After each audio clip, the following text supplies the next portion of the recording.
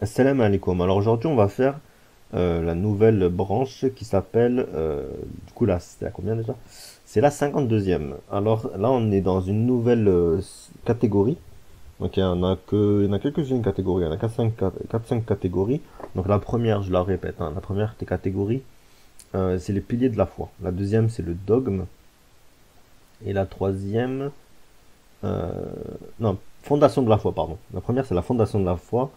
La deuxième, c'est les piliers de la foi. La troisième, c'est le dogme. La quatrième, c'est l'amélioration du caractère. La cinquième, c'est le savoir et la science. Et là, on est dans les habitudes à avoir.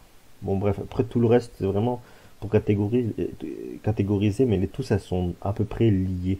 Elles sont pas, comment dire ça, euh, indépendantes, hein, d'accord? Elles sont toutes liées, c'est-à-dire que tous sont des habitudes à avoir, tous font partie des savoirs, tous font partie du dogme, tous font partie de l'amélioration du caractère. Bref. Et après, du coup, là, on va parler de l'itikef. L'itikef, c'est la seconde, la 52e branche. Du coup, l'itikef, c'est la petite retraite. Ça vous permet en fait de vous retirer, vraiment de penser qu'à vous, comment on appelle ça? C'est un peu, ouais, se retirer, c'est un peu être dans sa bulle et en général, euh, c'est se retirer. Voilà. Je sais pas comment expliquer. Alors là, je vais vous expliquer ce que j'ai trouvé. Alors, l'itikaf est une pratique spirituelle islamique dans laquelle un musulman se retire volontairement et temporairement dans une mosquée pour se consacrer à des actes de dévotion, de méditation et de rapprochement d'Allah. Cette retraite spirituelle est observée pendant un certain nombre de jours, en particulier pendant les 10 derniers jours du mois de Ramadan, bien que l'itikaf puisse également être pratiqué dans d'autres moments de l'année.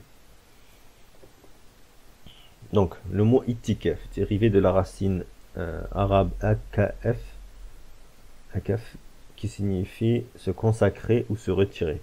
L'itikaf est donc une formule de retraite spirituelle où les musulmans se retirent du monde extérieur pour se consacrer à la prière, la récitation du Coran, la méditation, à la recherche de l'agrément d'Allah et de ses actes d'adoration. Alors, les moments de l'itikaf. Les moments sont pratiqués pendant les 10 derniers jours du Ramadan, car ces jours sont considérés comme particulièrement spirituels. Cependant, l'itikaf peut également être observé à d'autres moments de l'année, mais il y a des conditions et des règles spécifiques à respecter. Alors, pour qu'un itikaf soit valide, les conditions.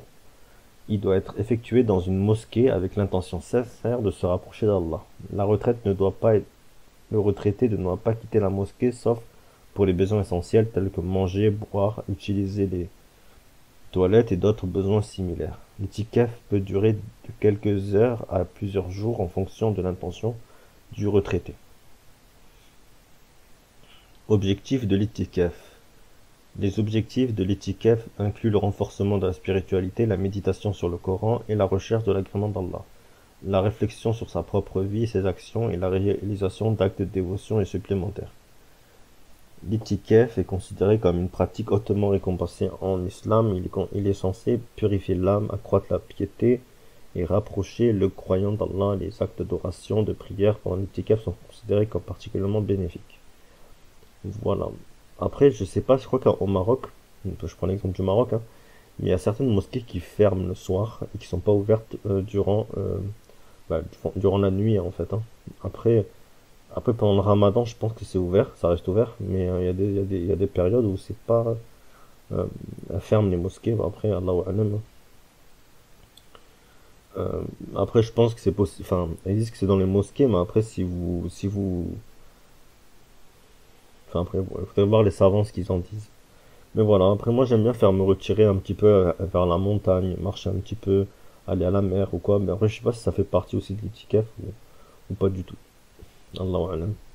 Enfin vraiment après ça peut être l'itikaf en termes large, en sens large. Euh, le fait de vraiment se retirer pour méditer sur tout le monde, etc. Après je sais pas.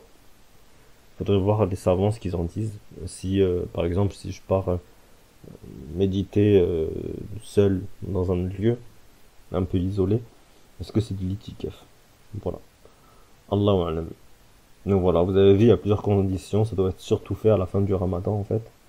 Et ça doit être Ça doit être fait de façon à se rapprocher d'Allah. Voilà. Slama, du coup, on passe à la prochaine branche de la foi.